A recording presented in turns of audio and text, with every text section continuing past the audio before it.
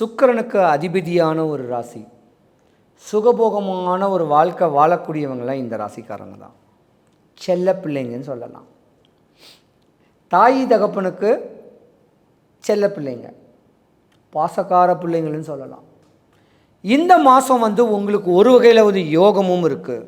வாழ்க்கையில் முன்னேற, அனைத்து விதமான நோய்களுக்கும் தீர்வு பெற, மன அமைதி பெற, தம்பதிகளுக்குள் அன்பை மீட்டெடுக்க வசியத்தில் சிறந்து விளங்கும் ஆஸ்ட்ராலஜர் மற்றும் ஹீலர் ஹேமா அவர்களை அணுகவும். படித்த பிள்ளைங்களுக்கு நல்ல படிப்பு, வேலை, இன்னும் யோகத்தை தரக்கூடிய அமைப்பு.